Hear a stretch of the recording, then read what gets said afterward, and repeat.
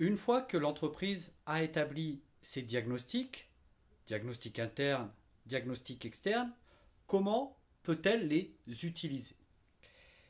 Eh bien, la première chose à noter, c'est que les diagnostics ne sont pas indépendants.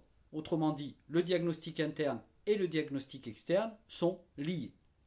Liés comment? Eh bien, reprenons les forces, les faiblesses, les menaces et les opportunités.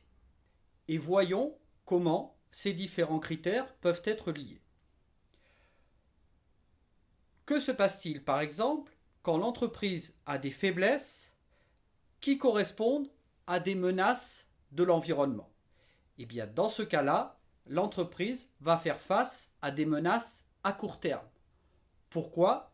Eh bien, parce que l'environnement est défavorable et l'entreprise ne va pas, d'une certaine façon, avoir les capacités à faire face à ces menaces du fait qu'elle dispose d'un certain nombre de faiblesses.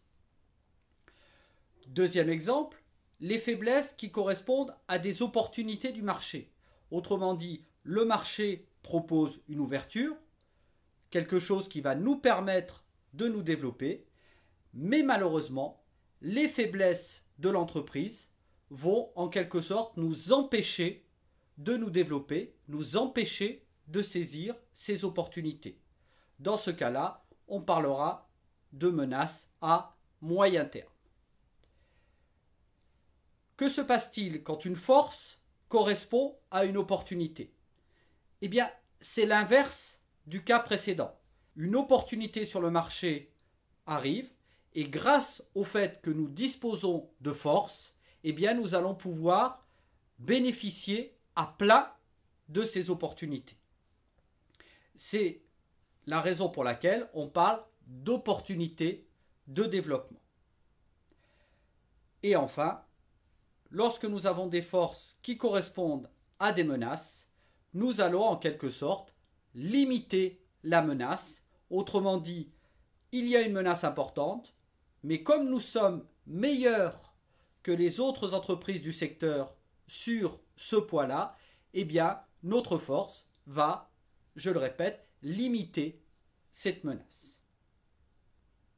Une fois donc ces menaces à court terme, ces opportunités à moyen terme définies, dans le cas général, comment doit-on utiliser le diagnostic?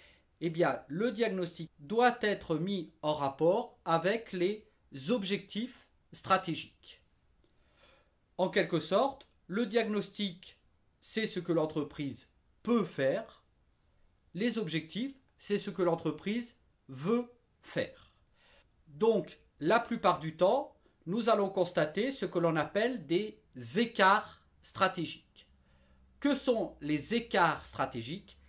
Les écarts stratégiques, c'est une différence entre ce que l'on veut faire, nos objectifs, et ce que l'on peut faire, le diagnostic.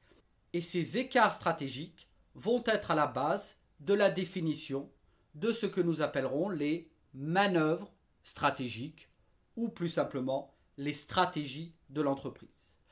Donc, l'utilisation la plus importante du diagnostic stratégique, c'est de savoir ce que nous allons faire, autrement dit, quelles sont les manœuvres stratégiques, quelles sont les stratégies que l'entreprise va pouvoir utiliser.